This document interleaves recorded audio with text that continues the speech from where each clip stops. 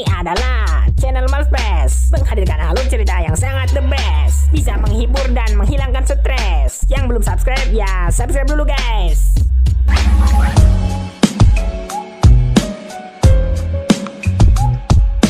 Halo kawan-kawan borangan, welcome back with me Sam. Siap menghibur kalian hari ini. How are you today kalian? Semoga sehat-sehat dan bahagia selalu. Di video kali ini, Bang Sam akan mencoba membahas alur film Snowpiercer, tapi yang versi movie-nya ya guys. Setelah membahas Snowpiercer versi series, saya jadi penasaran sama yang versi movie-nya. Seperti apa gerangan keseruannya? Apakah lebih seru dari seriesnya? Baiklah, tanpa berlama-lama langsung saja. Inilah Snowpiercer. Semuanya bermula dari upaya percobaan pemerintah dari seluruh negara di dunia untuk memerangi pemanasan global dengan melepaskan suatu bahan kimia bernama CW7 atau CW7 yang diluncurkan ke atas lapisan atmosfer. Pada awalnya, upaya itu diyakini berhasil karena hanya dalam waktu 24 jam saja suhu bumi mulai menurun dan dingin. Akan tetapi, suhu terus-terusan menurun hingga menyebabkan bencana besar, membuat bumi membeku sampai ke intinya.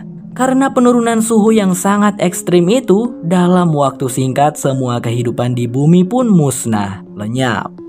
Singkat cerita, 17 tahun kemudian, tepatnya di tahun 2031, diperlihatkan bahwa ternyata masih ada kehidupan di mana manusia yang tersisa bertahan hidup di dalam sebuah kereta yang tidak pernah berhenti melaju.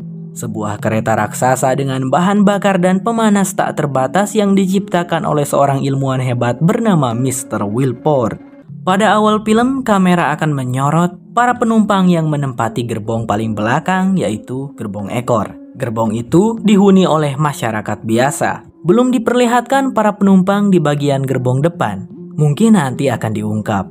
Para penduduk ekor meskipun berhasil bertahan hidup dan selamat dari bencana suhu dingin ekstrim, di sini mereka harus bertahan dengan segala kekurangan yang ada.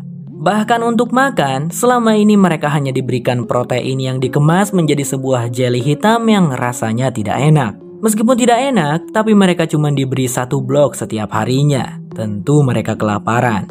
Setiap kali pembagian makanan, para penjaga memerintahkan kalangan ekor untuk berbaris dan duduk. Mari kita berkenalan dengan tokoh utama kita di film ini, Curtis. Namanya adalah Curtis, bukan Layton. Sudah lama Curtis merencanakan pemberontakan untuk mengambil alih kereta Snowpiercer agar mereka bisa mendapatkan kehidupan yang layak.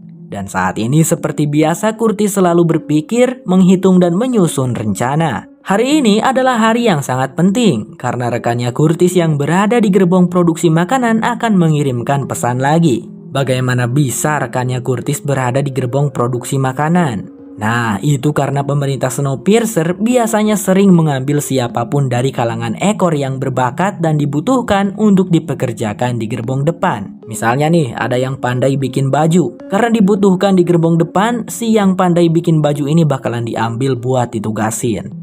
Singkat cerita, Curtis untungnya berhasil menemukan jelly hitam berisi pesan pada seorang bocil. Meskipun sempat ada kendala karena ini bocil ngeyel dan sangat tengil. Tidak mau memberikan, padahal Curtis hendak menggantinya dengan 2 jelly hitam. Tapi ya, dengan kebaikan dan kesabaran Curtis membujuk, si bocil ngeyel pun mau memberikan jelly hitamnya. Beberapa saat kemudian, Curtis pun mengunboxingnya bersama dengan seorang pria tua bernama Gilliam. Pria tua lansia dengan tangan yang buntung sebelah. Dia adalah pemimpinnya penduduk ekor. Ketika Curtis membukanya, di dalam pesan itu bertuliskan sebuah nama, yaitu Namkung.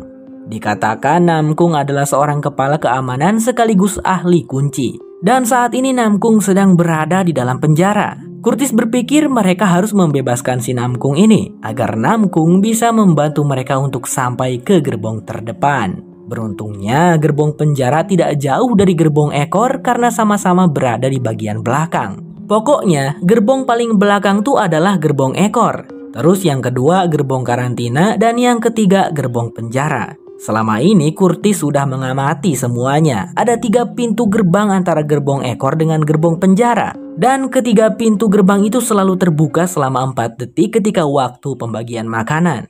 Ya, mereka hanya perlu sampai ke gerbong penjara. Sisanya mereka akan mengandalkan Namkung nanti. Beberapa saat kemudian, para penjaga berdatangan ke gerbong ekor, di mana mereka di sana mengumpulkan seluruh anak-anak untuk dilakukan pemeriksaan kesehatan katanya. Tapi sepertinya bohong, seorang wanita berjaket kuning malah seperti mengukur anak-anak itu. Dan setelah pengukuran dilakukan, mereka pun membawa 2 orang anak, yang satu si bocil ngeyel yang bernama Timmy dan satu lagi bernama Andy. Orang tua mereka tentu saja langsung protes dan mencoba melakukan perlawanan. Tentu saja tak mau anak mereka dibawa dan entah akan diapain.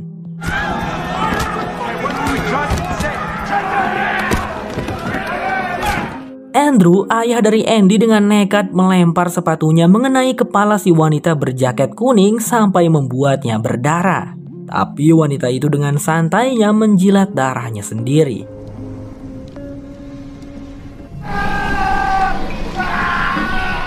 Tak berselang lama setelah kejadian tadi, para petugas pun memberikan hukuman pada Andrew. Hal itu dianggap sebuah pembangkangan. Hukuman tersebut dilakukan tepat di depan para penduduk ekor. Pertama-tama yang mereka lakukan adalah mengolesi tangan Andrew dengan sesuatu. Lalu dengan tanpa belas kasihan mengeluarkan tangan Andrew dari gerbong kereta agar membeku karena merasakan udara dingin ekstrim di luar. Bisa kita lihat Andrew tampak benar-benar merasakan sakit yang luar biasa. Lalu datanglah seorang wanita nyentrik bernama Menteri Mason. Kalau di series dia adalah Melanie, guys. Mason menegaskan agar para kalangan bawah menyadari di mana tempat mereka berada seharusnya dan tidak lagi berusaha melewati batas yang sudah dibuat. Mason menyebut kalangan ekor layaknya sebuah sepatu dan dia adalah topi. Tempat topi berada adalah di kepala, persamaannya gerbong terdepan. Sementara tempatnya sepatu itu ada di kaki, persamaannya gerbong ekor. Jika sepatu nekat ingin naik ke kepala, jadinya seperti ini. Tidak layak kan? Tanya Mason sambil menaruh sepatu di kepalanya Andrew.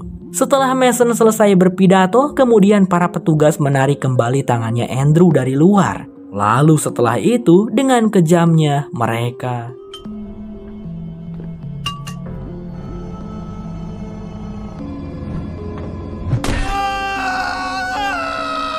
Keesokan harinya, beberapa saat sebelum jam pembagian makanan tiba, Curtis dan kelompok tampak sedang mempersiapkan sesuatu. Mereka semua terlihat mengumpulkan drum-drum besar dari seluruh wilayah gerbong ekor. Apa yang akan mereka lakukan ya?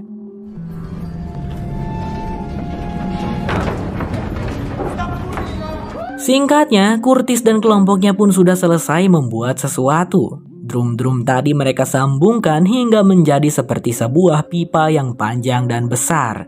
Namun belum saja mereka selesai bersiap, tiba-tiba saja hal di luar dugaan muncul. Para penjaga memajukan waktu pembagian makanan. Semuanya panik. Curtis menyuruh teman-temannya untuk menyembunyikan pipa besar mereka, tetapi pipa sebesar itu bagaimana cara menyembunyikannya? Untuk menghindari ketahuannya rencana mereka, kelompok Curtis mencoba memprovokasi dengan melakukan demo menolak memakan jelly.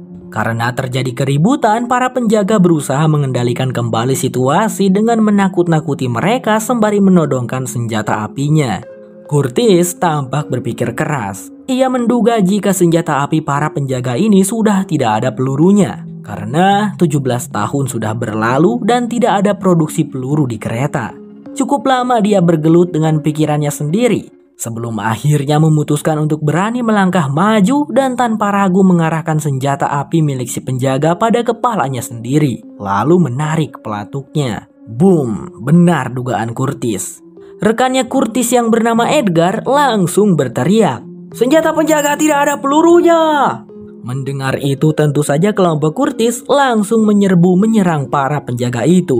Lalu mereka secara bersama-sama mengangkat dan mendorong pipa raksasa yang terlihat sangat berat itu. Menerobos semua gerbang agar tetap terbuka. Perkelahian tak dapat dihindarkan. Dan kelompok Curtis menang telak dari para penjaga yang jumlahnya tidak seberapa. Kelompok Curtis hampir bisa memegang kendali, namun muncul penjaga bertubuh besar yang cukup menyulitkan. Mengombang-ambingkan senjata penghancur tengkoraknya. Mengetahui hal itu, Gilliam lalu mengutus seorang pemuda yang bernama Gray untuk melawannya. Gray adalah pemuda bertubuh kecil namun sangat gesit layaknya assassin. Dengan mudah, Gray membunuh penjaga itu dan mendapatkan kunci sel tahanan. Namkung ternyata dikurung dan ditahan di dalam laci. Gila, penjara yang sangat mengerikan. Berbeda dengan series, di laci ini tahanannya tidak ditidurkan ya. Mereka pun singkatnya berhasil membebaskan Namkung. Awalnya Namkung terlihat kebingungan, ditambah lagi dia tak bisa berbicara bahasa Inggris. Dia adalah salah satu oppa Korea. Tetapi akhirnya mereka bisa berbicara dengan menggunakan alat penerjemah. Tanpa berbasa-basi, Curtis langsung meminta bantuan Namkung untuk membawanya ke gerbong paling depan. Sebagai ahli keamanan, Curtis tahu Namkung mampu membuka semua gerbong yang ada. Dan sebagai imbalannya, Curtis mengatakan akan memberinya 1 potong kronol untuk setiap gerbong yang terbuka. Tiba-tiba saja Namkung merebut kunci dan membebaskan seorang anak perempuan yang bernama Yuna. Namkung berkata Yuna adalah putrinya dan ingin membawanya juga. Akan tetapi Namkung mengubah kesepakatan dengan meminta 2 buah kronol untuk setiap gerbong. Sedikit penjelasan mengenai kronol. Kronol mungkin hampir sejenis narkoba yang menyebabkan halusinasi dan juga ketergantungan. Di versi series juga ada ya kronol. Di sini kronol cukup sulit didapatkan karena hanya para kalangan atas yang bisa memilikinya. Namkung dan putrinya adalah pecandu kronol. Gerbong pertama berhasil dibuka, namun tak ada seorang pun di sana. Sepertinya semua orang sudah pergi. Tiba-tiba saja cahaya terang menyeruak masuk melalui jendela. Setelah sekian lama akhirnya mereka bisa melihat kembali keadaan bumi yang masih sama, diselimuti oleh salju dan es. Tak ingin membuang waktu, Curtis segera menyadarkan mereka dan meminta Namkung untuk membuka gerbong selanjutnya. Mereka tampak bersiap untuk menghadapi sesuatu yang ada di balik gerbong tersebut. Tanpa diduga, di sana hanya ada seorang pria paruh baya. Curtis dan kawan-kawan tentu mengenalnya. Pria itu bernama Paul. Sebelumnya, Paul juga bagian dari penduduk ekor. Tapi sekarang dia ditempatkan di sana untuk mengolah jeli hitam yang akan dibagikan dan dikonsumsi oleh penduduk ekor. Semua orang tampak langsung berebut untuk memakan jeli-jeli hitam itu. Karena mereka ya semua kelaparan. Namun tidak dengan Curtis dan satu rekannya yang seorang pelukis. Lebih tertarik untuk melihat bagaimana proses pembuatan blok protein jelly itu. Alangkah terkejutnya Curtis dan tak menyangka jika selama ini protein yang mereka makan terbuat dari serangga menjijikan yaitu kecoa. Curtis langsung merasa mual. Namun dia dan si pelukis tak berniat memberitahukan itu pada yang lain. Curtis langsung mendatangi Paul dan meminta penjelasan. Apa-apaan kau memberi kami makan dengan itu? Tapi Paul berkata jika dirinya sendiri pun memakannya setiap hari dan tanpa ragu memakan itu di depan Curtis saat itu juga. Lalu Curtis pun menanyakan tentang pesan yang selalu mereka dapatkan. Ternyata bukan Paul yang menulisnya. Ia hanya bertugas mengirimkannya dengan memasukkannya ke dalam jeli hitam. Dan Paul sendiri tidak tahu siapa yang menulisnya. Mereka hanya memberikan saja padaku benda itu untuk dikirim, ungkap Paul. Dan hari ini Paul juga mendapatkan satu pesan untuk dikirimkan. Curtis lalu membawanya dan membacanya bersama dengan Gilliam. Pesan itu kini bertuliskan air. Gilliam sepertinya tahu maksudnya. Rencana mereka selanjutnya adalah menguasai gerbong suplai air. Itu artinya dengan mengambil alih suplai air di kereta, mereka bisa menguasai Snowpiercer tanpa harus pergi ke gerbong depan. Singkat cerita, kelompok Curtis berencana untuk membuka gerbong selanjutnya. Namun Yuna merasakan suatu firasat yang buruk. Dia berteriak meminta ayahnya untuk tidak membukanya, namun terlambat. Ketika pintu terbuka, terlihatlah ratusan orang bertopeng menyeramkan kayak psikopat yang sudah menunggu kedatangan kelompok Curtis. Pertarungan brutal pun terjadi di sana. Kelompok Curtis melawan kelompok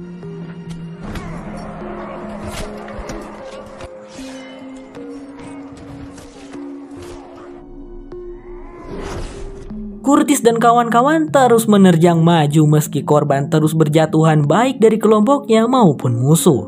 Lalu tiba-tiba saja seorang sipir datang menginstruksi jika tak lama lagi kereta tersebut akan melewati jembatan Yekaterina. Yang berarti kereta Snowpiercer telah melewati satu putaran penuh jalur rel. Yang berarti 1 tahun dan sekarang sudah genap 18 tahun semenjak bumi membeku. Untuk sesaat pertarungan ditunda. Para kelompok bertopeng bersorak merayakan tahun baru. Namun kesenangan itu tak berlangsung lama karena di depan sana rel tertutupi es sehingga menimbulkan benturan dan juga guncangan yang cukup hebat.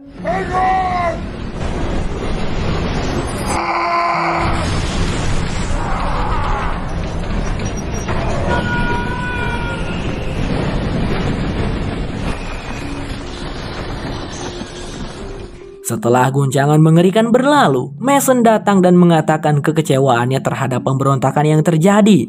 Menurutnya, selama ini Wilpord sudah bermurah hati dengan memberikan tempat tinggal dan juga makanan bagi penduduk ekor yang sejatinya adalah penumpang gelap kereta.